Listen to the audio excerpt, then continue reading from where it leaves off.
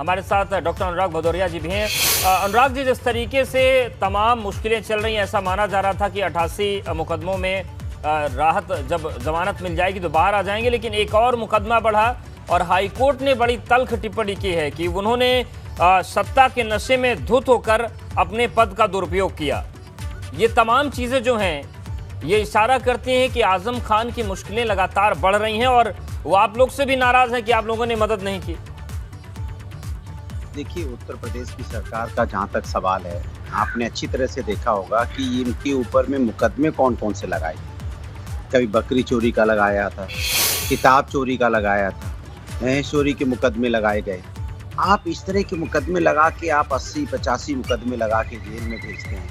फिर high court, supreme court से सारी चीज़ों में जमानत मिलती है। सुप्रीम कोर्ट तो यहाँ तक कहता है, भाई क्यों हर रोज़ नए मुकदमे लगा देते हो, भाई आप हर रोज़ नए मुकदमे क्यों लगाते हो। इस तरह की तो बात आई है ना। तो इस तरह सुप्रीम कोर्ट ने कई बार उच्च न्यायालय को भी कहा कि फैसले क्यों नहीं जल्दी दिए जाते। तो मैं पूछना चाहता हूँ कि बार बार जिस तरह की भारतीय जनता पार्टी की सरकार समाज के अंदर में जो बेवजह के मुकदमे लाते एक माहौल बनाने की कोशिश करती है, वो समाज के लिए अच्छी बात है। इस सत्ता का दुरुपयोग होता है और लगातार आजम खान साहब के ऊपर में जो भारतीय जनता पार्टी ने अपनी सत्ता का दुरुपयोग करके जो मुकदमे लगाए, कि पूरा हिंदुस्तान जानता है कि सब झूठे मुकदमे हैं।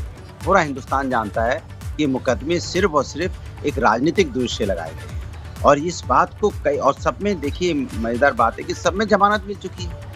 भाई सभी में तो जमानत मिल चुकी है ना। इसके मतलब आपने जो मुकदमे लगाए थे, जब जमानत मिल रही है तो इसके मतलब न्यायपालिका सम्मान कर रही है, उनको वहाँ जमानत दे रही है क्योंकि सरकार बिल्कुल। लेकिन एक मामला और आया भदौरिया जी की तंजीम जी हैं जो और अब्दुल्ला हैं, उन्हें कोर्ट में पेश होना था, वो कोर्ट में पेश नहीं हुए। ऐसे में जो सख्ती हो रही है, तो ये तमाम चीज़ें और यही चीज़ें लेकर बीजेपी भी फिर सवाल उठा देती है।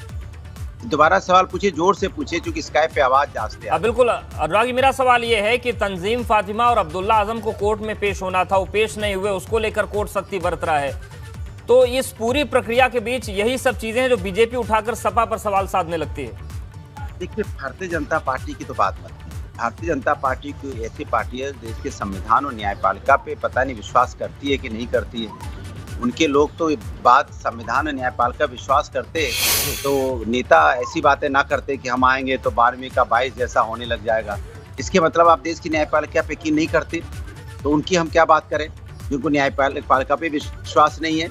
जो न्यायपालिका में जाते हैं तो मुझ में ताव देके जाते हैं। सोचिए आप, तो न्यायपालिका मुझ में ताव देके अगर चल रहे हैं तो आप समझ जाइए कि उनके अंदर में कितना सम्मान है न्यायपालिका।